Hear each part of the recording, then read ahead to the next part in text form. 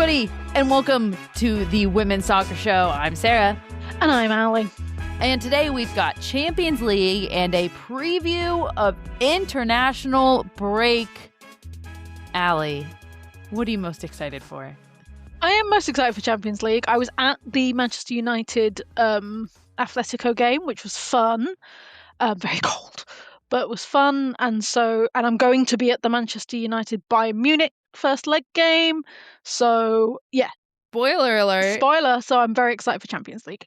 All right, before we get into it, we weren't going to discuss this in any kind of a segment, but before we started recording, we were talking about just various things in women's soccer, and Allie and Mike, our wonderful producer / editor, who's on mute right now, but who is waving to us, were mentioning that they just simply couldn't watch their teams play in the FA Cup because actually West Ham were playing Brighton and neither of them could watch it. And I was like, what is going on? Allie, please explain what is going on over there.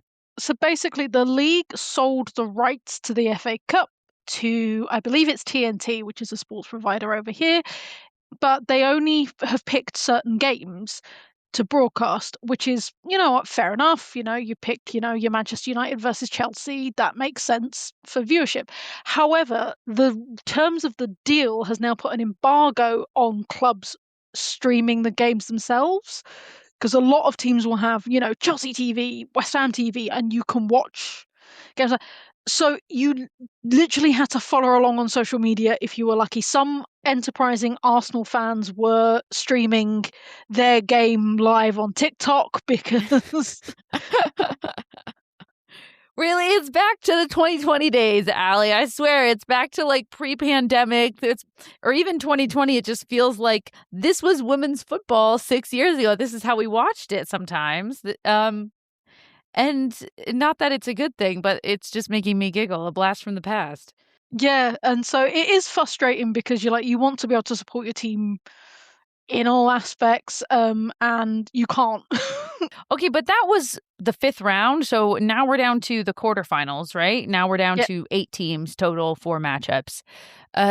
You would think at least come the quarterfinals, all 4 games will be broadcast. Is that correct? You would think so. I was expecting a quick yes, but is unclear so far?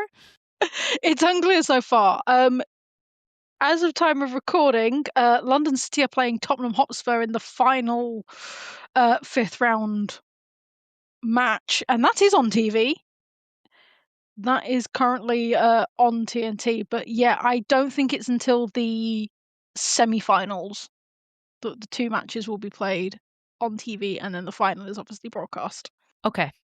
To the FA, let's update that. Let's change that. At the very least, let's have all the quarterfinals broadcast. You heard it here first. Let's start with Champions League, Allie, because we've talked about Champions League. We were talking about them in what we'll call the group stages. We were talking about it in what's concluded the round of 16, and we're really in the thick of it now. So let's get into it because we have our quarter finalists. The past 2 weeks, the leagues 1 and 2 of the round of 16 were being played. They have now concluded, and we have the results. We do. I will say there wasn't massive shocks in this. We've not got any like fairy tale Haken as we saw a few seasons ago. But there's some good matchups. So Wolfsburg took down Juve 4-2 on aggregate, and that was a crazy game. There was yellow cards galore. There was late last minute goals. So that was an interesting tie. And Juve did give their all, but Wolfsburg were triumphant. Real Madrid took down Paris FC with a 5-2 aggregate. Arsenal took on first-time Champions League team Leuven 7-1 on aggregate. I will say a big shout out to them because it's the first time that they've got further than the qualifying rounds, and to take on Arsenal and the joy when they scored their 1 goal. Because it was their first proper goal against the current champions, so it was like. Also, when was the last time we saw a Belgian team in the Women's Champions League? Exactly, and so it was amazing that they got that far and they got their goal, and it was a good moment. Truly. And finally, Manchester United took down Atletico Madrid with a 5-0 aggregate. Notably, there were 2 red cards awarded in the final leg of play to both Paris FC and Atletico Madrid. A red in the 5th minute for Graboval of Paris FC, and an own goal led to Real Madrid's 2-0 win in leg 2, so that's pretty rough.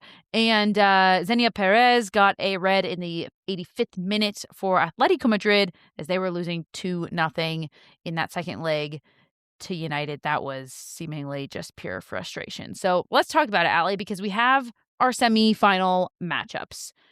I mean, we could do a whole segment on the downfall of Atletico because it's not been their season. It hasn't been. Quickly, what do you have to say about that? It's just it's interesting to me because it's a bit like what's going on with PSG in France, in the fact that Atletico were a powerhouse in Spain. Obviously, they were never going to match Barcelona, but who would? But it was always the two Madrid teams, Real and Atletico. Atletico even more so than Real because Real only really got a team a few years ago. They cheated, they bought another team and then rebranded it as Real. But it was always Atletico were up there. They were always in the Champions League mix. They're now 5th in the Spanish league, and it's very unlikely they're going to get Champions League next season. And it does feel like all of the talent seems to be going to Barcelona and Real. But having watched them, I was at the Manchester United game that they play. They just weren't good. Like it wasn't great football. You say it was about frustration. It was, to be honest, it was the red card came from a build up of fouls. Like the ref let so much go, and in the end, she couldn't not give her a second yellow because of the amount of fouls that were happening. And that seemed to be their only plan of attack against Manchester United was keep kicking them until they fall down. Which is ironic because that's how everybody else plays against Spanish teams during international windows. And then you get a Spanish club team turning around and playing that way. I agree. This is it's kind of akin to what we talk about in the WSL, where there are these clubs with money and potential and players, and then the investment's not there, and we watch them fall, and they fall down to the bottom of the table, or they fall out of the WSL, and it's heartbreaking because there's so much that could have been and could have happened. So I'm glad you brought that up. Yeah, you mentioned they're in 6th now. They're behind Sevilla, Tenerife, Sociedad, and then Barcelona and Real Madrid are the top 2. It seems like, and we saw it with Manchester City for a few years as well, which is they were the first to invest so much. They were the first to put in so much. And then others have caught up and surpassed them, and they don't seem to be going any further than their initial level of investment because they're like, no, we've already put in our money. We should be seeing our returns. Whereas other teams are leapfrogging them because the game's moved on so fast and it's grown so big. We talk about this with the NWSL and the expansion with the amount of teams at the end of it. And I feel like Atletico put in the initial investment to challenge Barcelona, and they did that so beautifully. But then Real came, Tenerife came, Seville came, all these teams came, and they are like, but we should be getting our returns now. And it's like, no, you need to keep investing.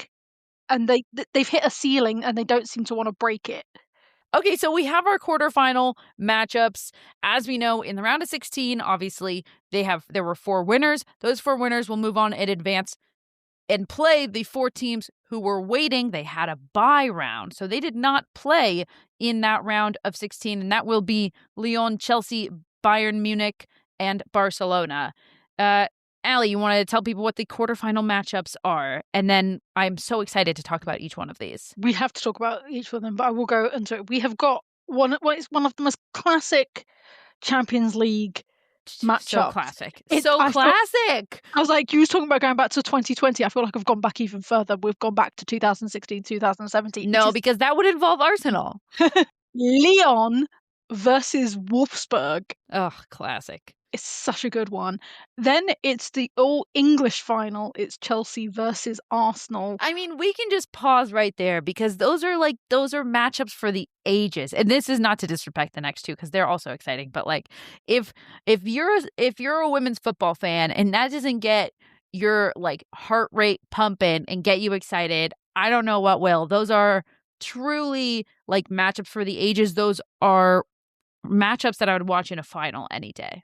Yep. And then we've got the El Clasico, Barcelona versus Real Madrid. It's like they planned it like this. It's almost like they planned it, though we're not allowed to call it an El Clasico, right, because it's technically not played in the league. Exactly. Kelly O'Hara got told off, so we will follow this through. Did Jen Beattie tell her? Jen Beattie told Kelly O'Hara off. Jen Beattie's been just incredible on the desk talking Champions League. CBS Golazo Network has essentially like mirrored their Champions League men's coverage and created a show for Women's Champions League, and Jen Beattie and Kelly O'Hara both on the desk. And it's been a blast to hear Jen Beattie talk about Champions League, about her experience, about all of this. She's like a wealth of knowledge, and I appreciated her schooling Kelly O'Hara on that. I'm gonna also say that the heads on there remind me of, you know, the meme with the three headed dragon, and you've got the two really serious ones, and then the goofball, because you've got the two serious heads, which is Jem Beattie and the host, who's unfortunately I don't know, and then Kelly O'Hara's just there for vibes. Kelly O'Hara is just there for vibes. She sometimes brings insight, but most of the time she's just there for vibes. Well, correct me if I'm wrong. I don't believe Kelly O'Hara ever played in the Champions League. She did not. I don't believe she did. It's hard. Well, it's hard to remember all the way back. Like players from that era, like Ellie Krieger played in the Champions League back in like I want to say 2011. So it's hard to remember all the way back. So it's like, did she at some point? I don't believe she did. She brings the football knowledge and the vibes, but not necessarily the Champions League knowledge. I'm not saying anything against it, but it's just she does make me giggle. She's there for the vibes and the vibes only. In a good way. I know you're saying that in a good way. I'm clarifying that to any listeners. Allie is a massive Kelly O'Hara fan. I love Kelly O'Hara. Always have done. So yeah. But it just makes me think of that meme. And then the most interesting for me personally, it's Bayern Munich versus Manchester United, which Tell us why that's the most interesting for you. Because Bayern of Stanners? Stanners is always a thing. You've got Eriksson and Harder for sure for Bayern, but then you've also got in United, you've got Jess Park, who scored an absolute banger of a goal against Atletico in this last one. You've also got Fallon Telestros, who is playing the game of her life at the moment. Maya Letitia, who is leading, like their youngest captain, is leading their backline so beautifully. But Bayern are up there with Lyon as the only undefeated team in Europe at the moment. It's them and Lyon, and I'm excited to see how United are going to come up against a team like this that they've never played before. So I'm excited. I'm happy you said that. I'm excited for this as well, but I think it's so easy to look at the other three matchups and be like, those three are so incredible that it's easy to overlook the United Bayern matchup. But hey, you make a good point. Bayern at the top of the German league, 17 wins, 1 draw. Wolfsburg are in second, but they've lost 3 matches. They've drawn 2. Bayern are kind of back to being a force to be reckoned with. I don't think they ever necessarily like fell off in the sense that we've seen teams fall off, but in terms of the quality that we expect from Bayern, like this is a team that I expect to have the potential to be in the Champions League final every single year, and we haven't seen them make it all that far. Could this be the year? Let's talk about what type of a game we see this as being, because like you said, these two teams, they haven't faced each other. United's first year in Champions League. First, what do you expect from this game in terms of play? And then what do we expect in terms of result? Let's do that. So the thing for me is I feel Manchester United are going to be sad in the way that the fixtures have fallen because they're playing at home first. And I think they would have rather played Bayern away first than playing them This at home debate first. comes up every time. But every time. It's true. Having watched so much two-legged football, you want to play at home last. It just because the thing is, they could go to Bayern because, and we'll talk when we talk about the venues, because there's one thing that's not like the other, in the fact that Bayern don't play in the main stadium very often. They've got a nice little mini one. In fact, Bayern Munich have done it so well in the fact they've got a campus, and the women play in a smaller stadium on this campus. It's a bit like Manchester City for UWSL fans, but it's beautiful. It's genuinely stunning. But they don't play in the main stadium that often, so you would want to go to Bayern. Maybe if you're going to concede, you can hold it to maybe a 1-0. You really think, and then you bring it to Old Trafford, and you bring the noise, and you bring your fans, and you bring that. And unfortunately for them, it's Old Trafford first. Don't you think, and I believe you because you've watched way more two-legged football than I did because I didn't grow up watching it. However, I can't help but think that there's a way in which it works in United's favor because think about being in this round of the Champions League for the first time and it feels different. It feels different when you get to the quarterfinals. It feels different when you come up against an opponent like Bayern Munich. And that's obviously no disrespect to Atletico Madrid, who United just took down, but this is Bayern Munich, okay? So perhaps there's just too many new things and too many nerves building on top of each other when you go to their stadium first. Perhaps it's enough to deal with the nerves of the first time in the quarters, the Bayern Munich of it all. That's enough to deal with. And now we get to be galvanized by our home fans at our home stadium, get out to a strong start, and then we can feel more comfortable and like, hey, we belong when we go to Bayern and we can pull one out there. Like, I don't know. It could work in their favor. No, because the thing is, like, say you get battered at home, say, like, and then you have to go to a strain. Yeah, you're screwed. So you always want to play the But I'd home leg. argue that if you get battered at Bayern Munich, it's also over, even if you're coming home. You say that though, but we have seen so many turnarounds. Like you look at Arsenal. Look at Arsenal. Look at Arsenal last season in the fact that you thought they were down and out against Lyon. Okay, but battered is a They is a were different battered, word. but they were 2-0, like, you thought they were down and out, It felt like a very big hill to climb against a very good Chelsea team. against Manchester City, 2-0 down, you thought that they were down and out because they lost 2-0 at the Mini Etihad, and then they go back to Stamford Bridge and they smack it out 3-0. There is something about playing that second leg at home. There just All right, is. all right, all right. You got me. I concede. So poor United on that So one. so it is poor, and also you look at the team that they've got to come up against. Like this is what I mean. It's technical team versus technical team because, like I said, you've got Jess Park from Manchester United, who is currently having like I was sat with all the Manchester United fans and the amount of them going, "Can you believe Man City paid us for her?" Because obviously they paid for Clinton and go they got Park in part of the thing, but they're like, "Can you believe that?" It's fair. And I wanna see her go up against Gwyn. I wanna see her go up against Harder and Eriksson and absolutely, because you know what? She did, because they were obviously at Chelsea, Eriksson and Harder. But to see that thing, it's just 2 very technical teams going up against each other, and that makes me excited. You haven't let on what you think is going to happen.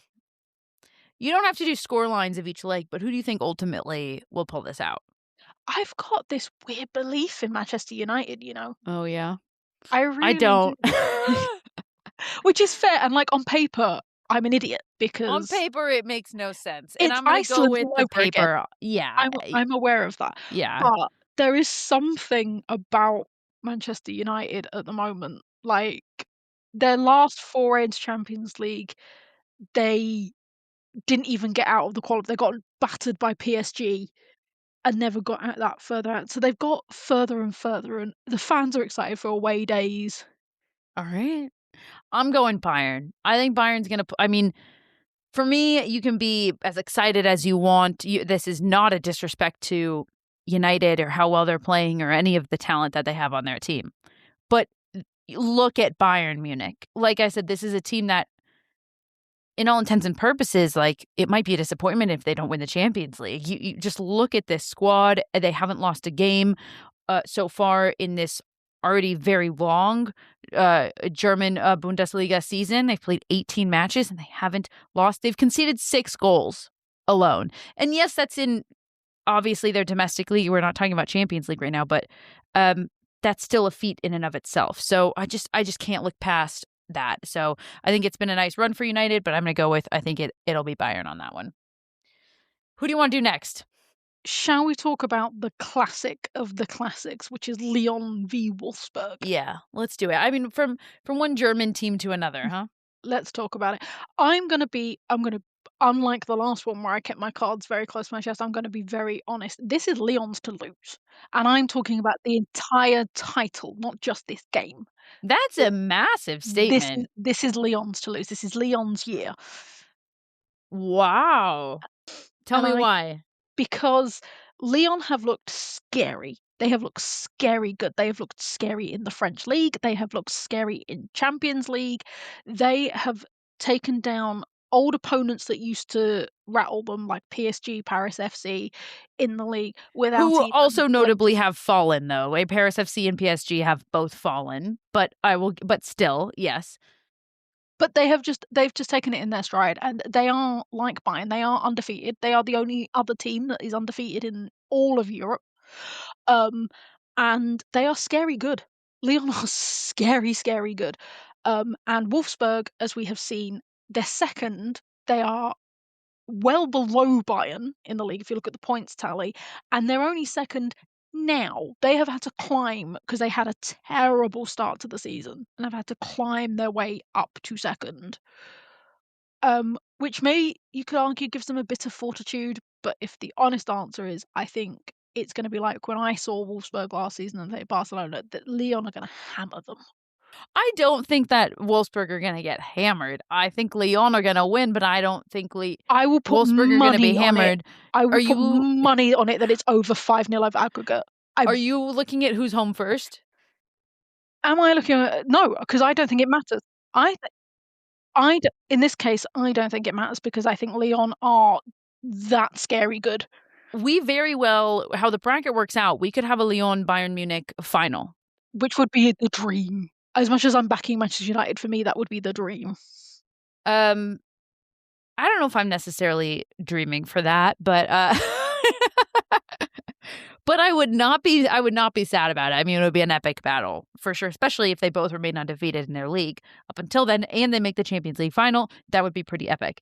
Yeah, I mean, for me, it's both that Wolfsburg have been not entirely convincing and that Lyon have been good. I think battered, I don't know, because I can never trust just how good the French league is. Like it is hard for me to look at that and trust how good Lyon are. At least with Bayern, I know that they are playing I would say a couple more formidable opponents like Wolfsburg, Eintracht Frankfurt, even, Hoffenheim.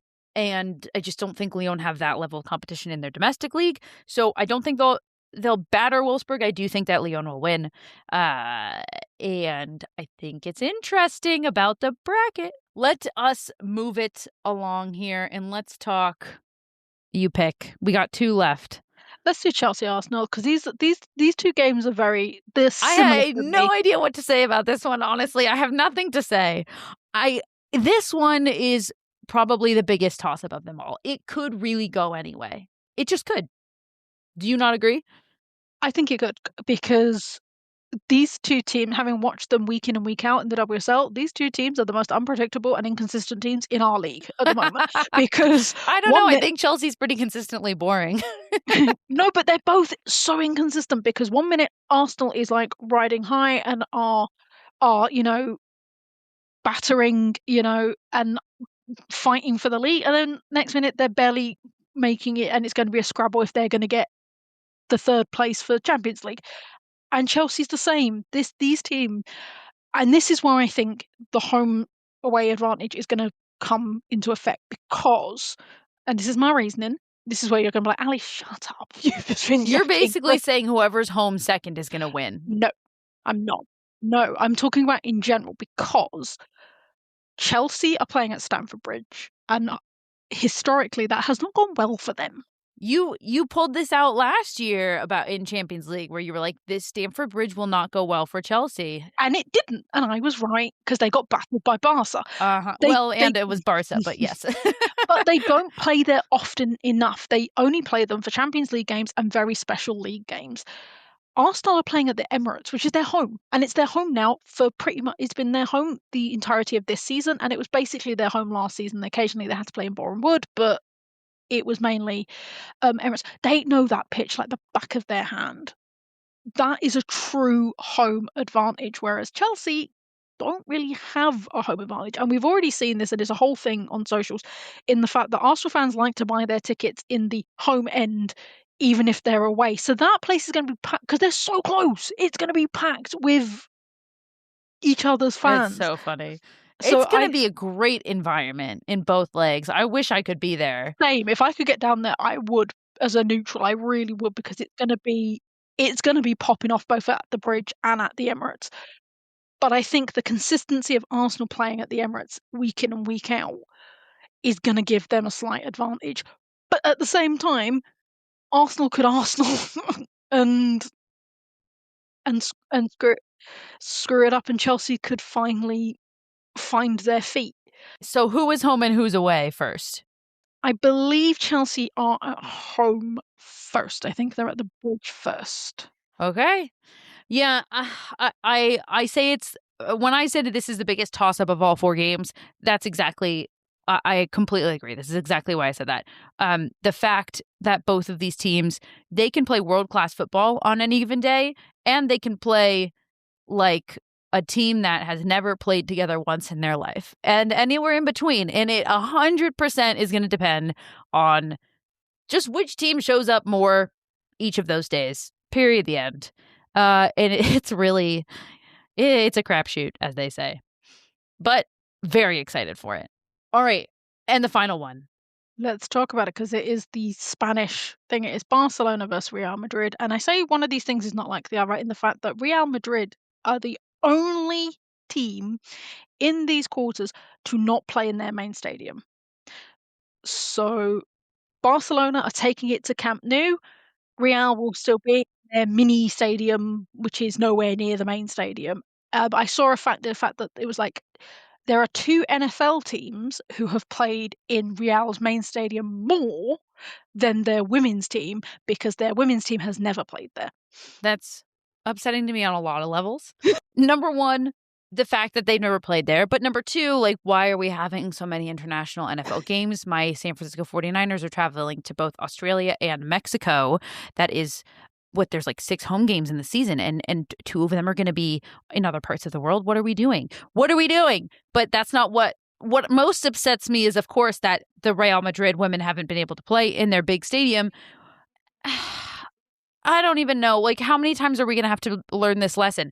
Was it when was the first time that Barcelona sold out Camp Nou? It was like 2021. Maybe it was the 20. Yep. It was the 20-21 season, I believe it was. Yes, it was. Hello, that was like 5 years ago now, and Real Madrid, we still haven't caught on to what could happen. I don't know. For me, I'm just going to put money on Barcelona for not actual money because I'm not actually betting. Number one, because they're both Barcelona. And number two, though, because of everything you just said, Allie. Like, they're going to play at Camp Nou.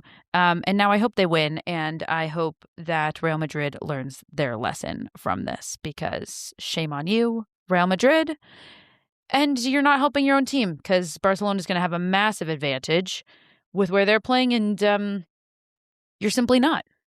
No, exactly. So I do think it is Barcelona's to lose. Just also because of the quality of Barcelona. Well, yeah, but I mean, it was only 2-0 when they played most recently in the domestic league. And yeah, that's 2-0, but anything can happen in Champions League and anything can happen when it's 2 different legs. So it's not like Barcelona battered them and we're sitting there being like, oh, there's no chance here. If Real Madrid played this right, like, they could have a chance, but they're not, even from the jump, from where they're playing and where which stadium they're choosing. And obviously this is not the fault of the players, so I feel bad for rooting against them now because of it. It is the fault of Real Madrid, but one step forward, 2 steps back, as they say. Indeed. I just want to bring up 2 things. See, I've come up with all this information, and Sarah's like, you didn't put this in the notes. But there's 2 big things that have come out from teams in the Champions League in the fact that both Chelsea and Wolfsburg have let their technical directors and their directors of football go in the last 2 weeks. This, I feel, is going to make a massive impact. Now, Wolfsburg, I believe he may be staying until the end of the season, and they've just preemptively announced this, whereas Chelsea's is gone. He went 2 weeks ago. It was immediate. And Emma Hayes credits him with helping her build the Chelsea that was so dominant and so forceful and so everything that we know for him. The fact that he went so instantaneously, and when Sonia was asked about it, she was like, well, we got an email. We don't really want to talk about the contents of the email, but it was pretty much on a Sunday night, he gone, and it was instant. We've been saying something doesn't smell right at Chelsea, so I can't say I'm surprised. And then Wolfsburg have done the same. They've announced, and he again has been there for like over a decade. He helped build them up to become, the one of the biggest teams in Germany. They won the league so many times with him as the director of football. And it will be interesting to see how that's going to play out both in this Champions League and as futures go on, because not only are they really big shoes to fill, it feels very weird that both of this has happened.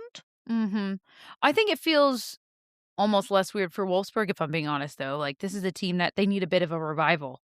They were in the final in the 2022-2023 season. That's when they played Barcelona.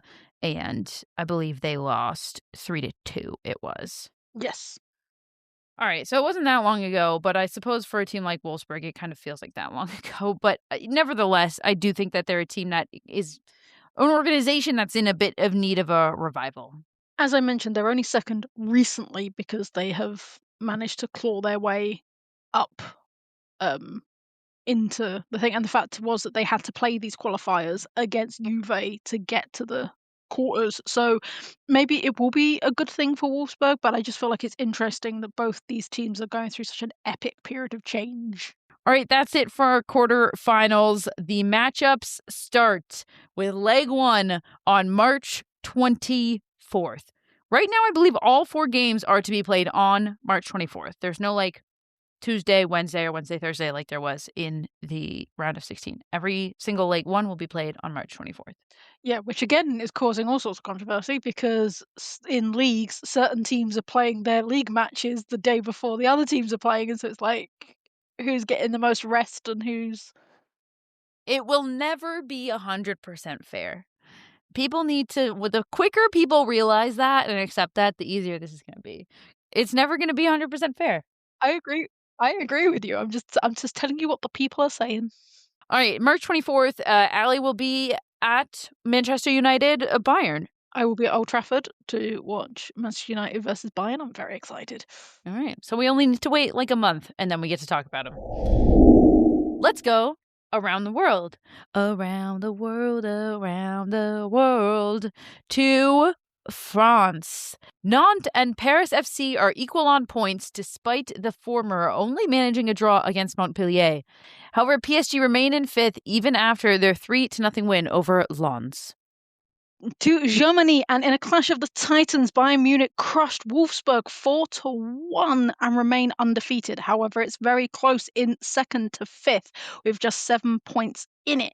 Both Eintracht Frankfurt and Leverkusen won this weekend to keep the pressure on those Champions League spots.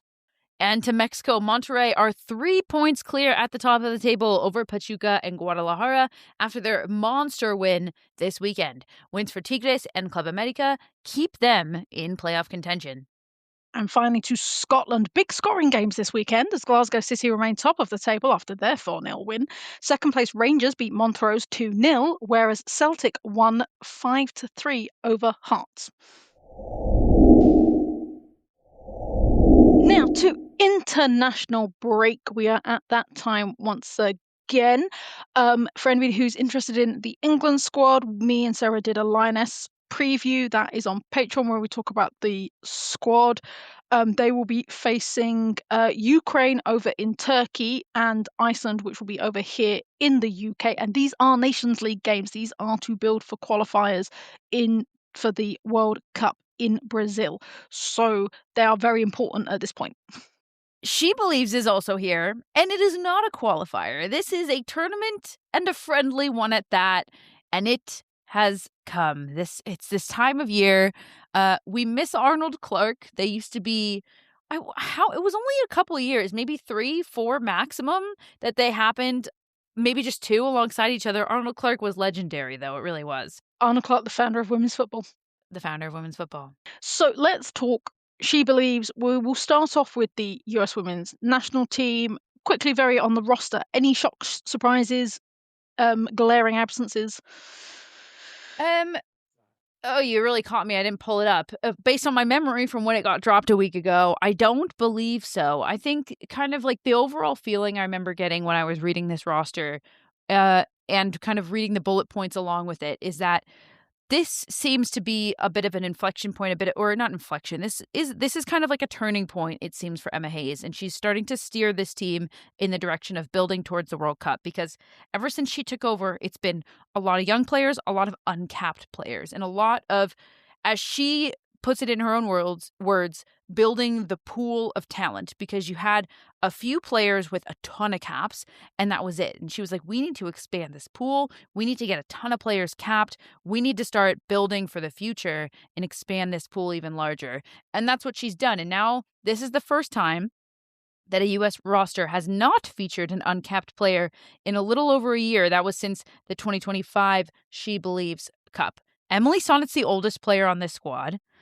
Wild. She's younger than us. That's made me feel so old because Sonnet was the baby, and now, what do you mean she's the oldest? Lily Johannes is the youngest player. She's 18 years old, turns 19 in June. There's 21 players on the roster that are in their 20s. There's just 3 players on the roster in their 30s. Heaps, Lavelle, and Sonnet, the average age is 24.4 years old. This is all to say that Emma Hayes kind of did her work. She got the youngsters experience, and now she's starting to say which youngsters kind of withstood that, and I'm going to bring them into the pool for this World Cup cycle, and which are going to be kind of, in my mind, in the pool for the next World Cup cycle. And thus it begins.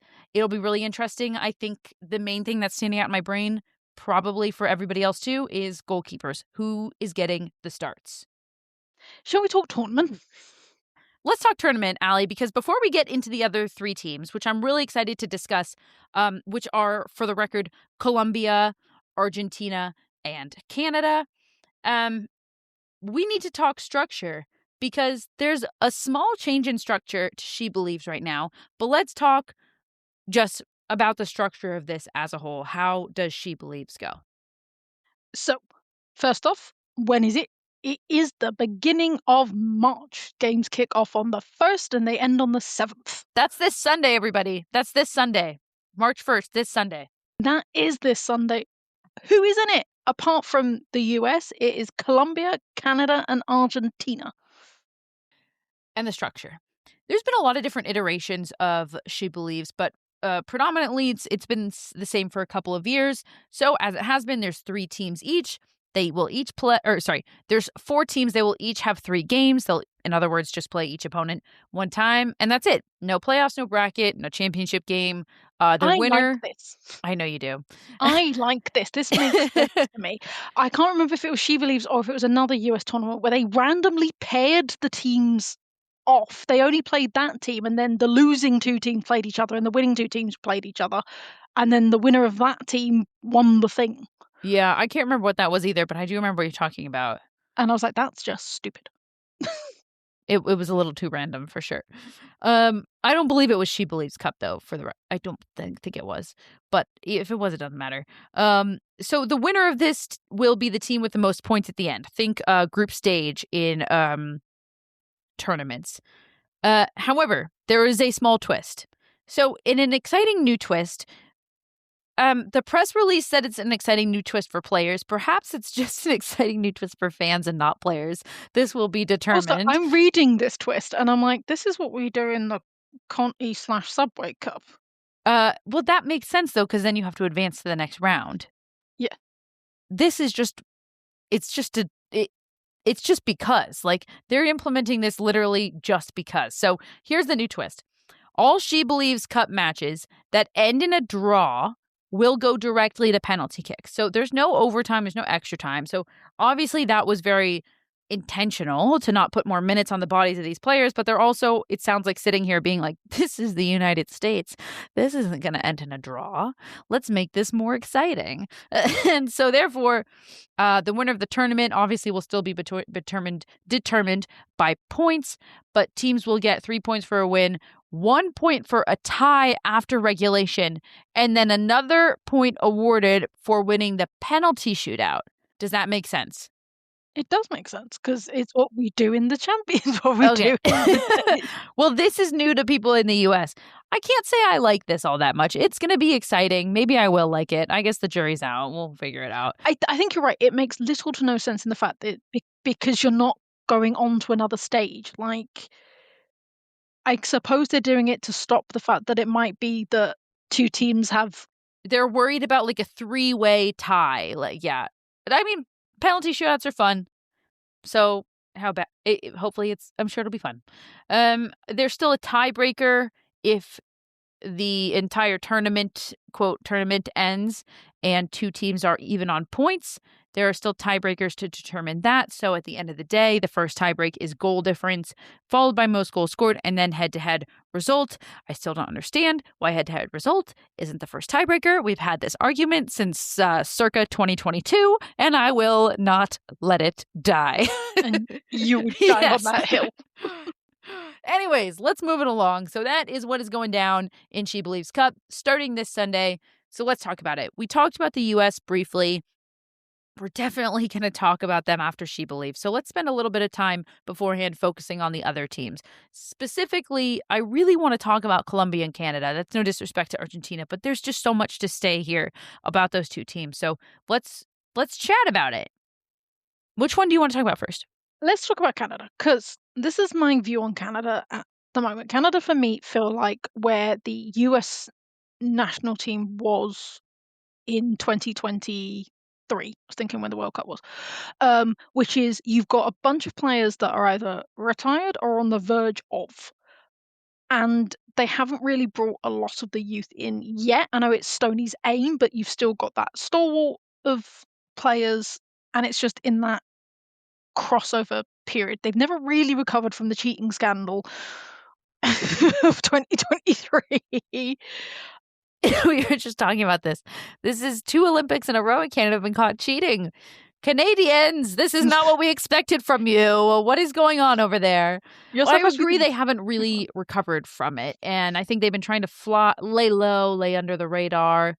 And I agree with where they're at in terms of players. However, I will say the one thing I disagree with is that I think Stoney has done a better job than most think of actually bringing in some young talent. Whether they've gelled is a different question, but she's definitely done a good job of expanding the pool and bringing in young stars. That's for sure. I mean, you look at their She Believes roster right now, and it's a lot of young talent, and notably quite a few players who have played in the NSL in Canada's first ever professional women's soccer league in the inaugural season. So that's really fun too. So yeah, I think that I would 100% agree with you that that's where they're at as a team. Like I would liken them to the U.S. Women's National Team 2023, but I'd say that they're in a better position because they already have their coach that they're moving forward with, and she's already started the turnover process. So they're more ahead of the game. I would say they're like the U.S. Women's National Team in 2024, maybe even 24 going into 25. Yeah. What do you expect from them, though? I feel like that's been the difficult thing is, you know, I'm excited to watch them because I haven't yet been able to see a Canadian women's national team under Casey Stoney that I believe is playing the style of football that Casey Stoney wants to play. Because the style of football that Casey Stoney wants to play is on the other side of the spectrum from how the Canadian women's national team has historically played football, just tactically. interesting. I they are such a weird bunch, and I suppose America is in the same boat in the fact that a lot of these players haven't played if any football yet because their season hasn't started yet because they're NWSL or they are Canada League players, and then you've got a few that play in Europe, so they are in the midway of their season. I don't know. I feel like I'm going to be underwhelmed by Canada, and there I said it.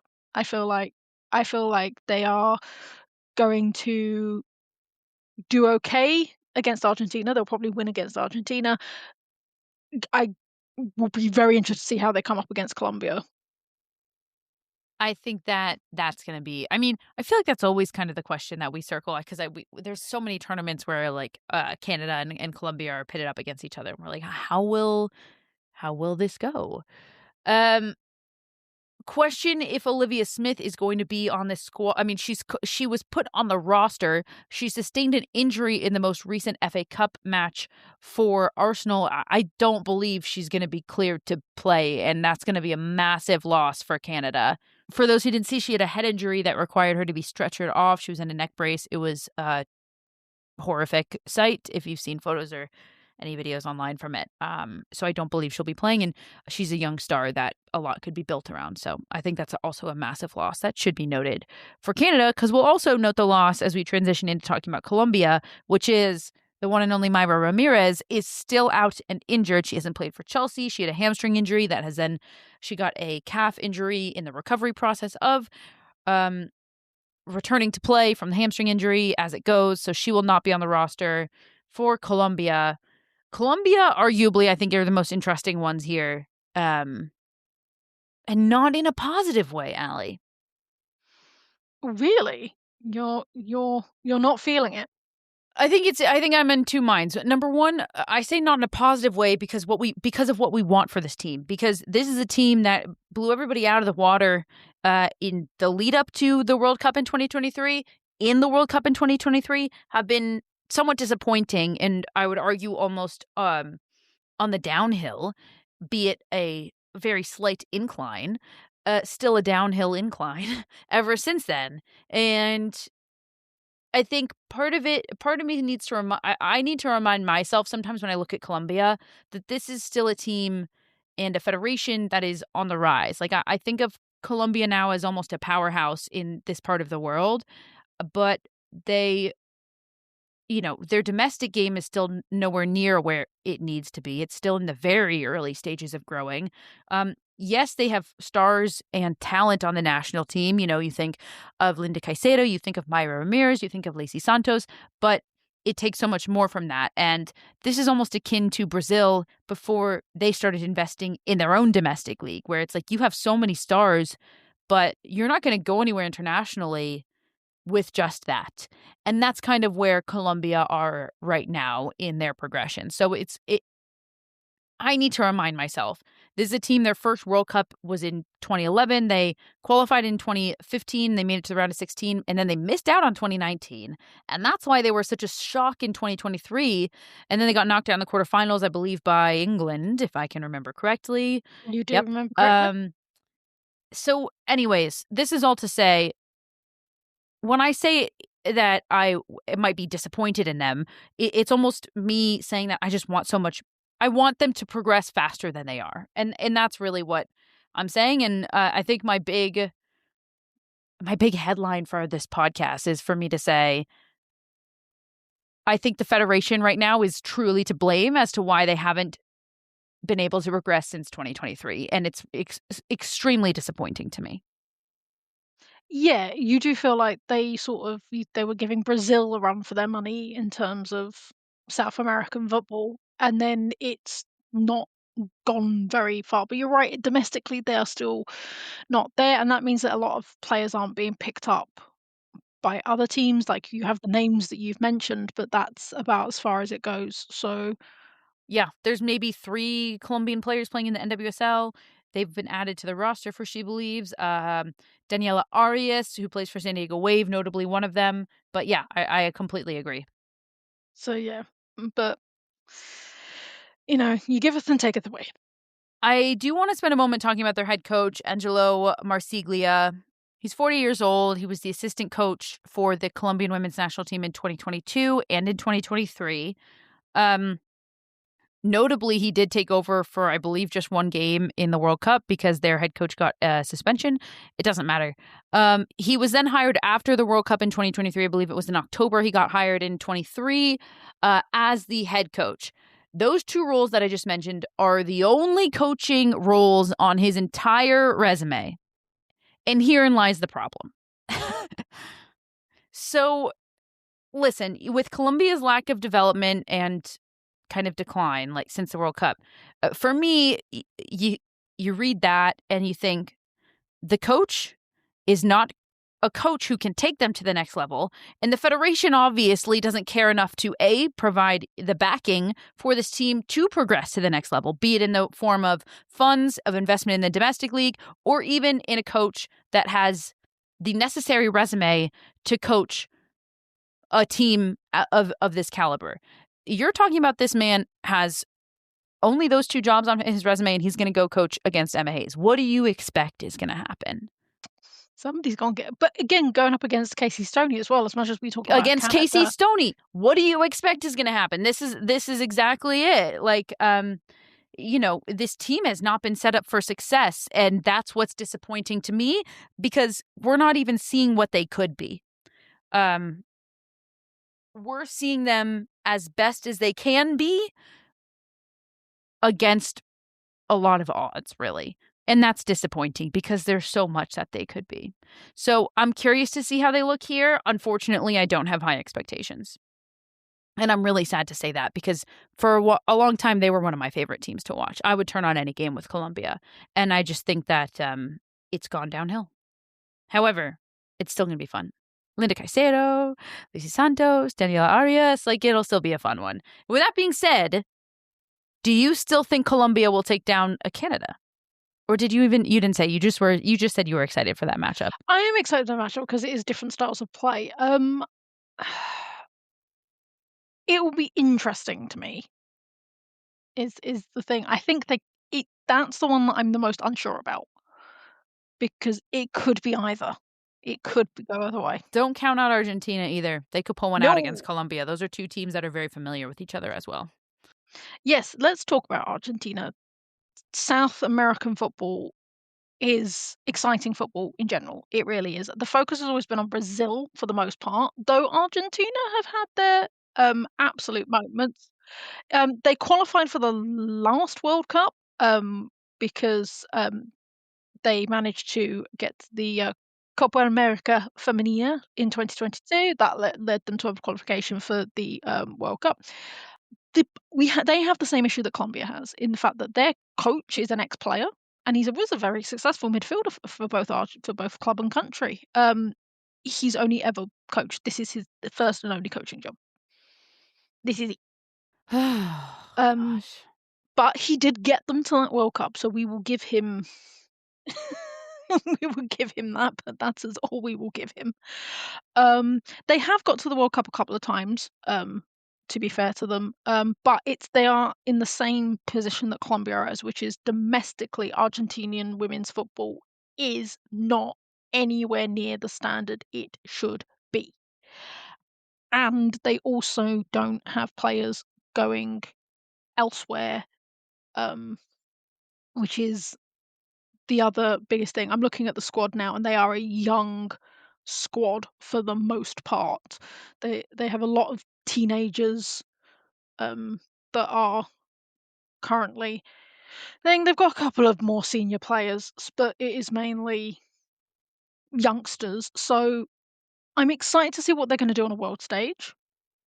I wouldn't judge their performance against, say, the US or Canada that harshly because I think them just being in She Believes is going to give them an exposure and will give them a funding boost just by being there.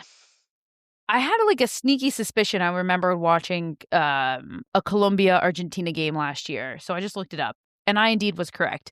Listen to these results of the last few times these 2 teams have played. The most recent game was June 2025. Okay, that was FIFA World Cup qualifying at CONMEBOL. 1-1 was the scoreline. Argentina against Colombia. The then most recent one before that, they played 2 times in 2024, both in September and before that in July. In September of 24, Colombia won 2-1. In July of 24, Argentina won 1-0. So that's 1 win, 1 draw, and 1 loss for each of the sides. I think don't count out Argentina. Don't count out Argentina.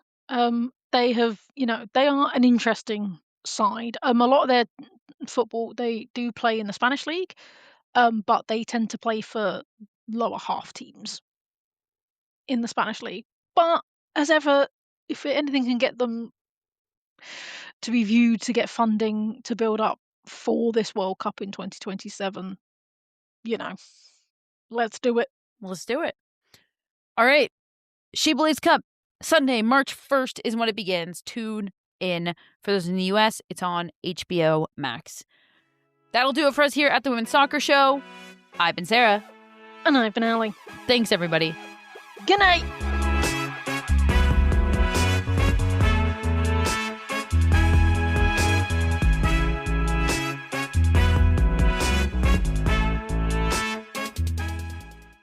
This podcast was edited by Monkey Hill Media. Visit monkeyhillmedia.com for more information.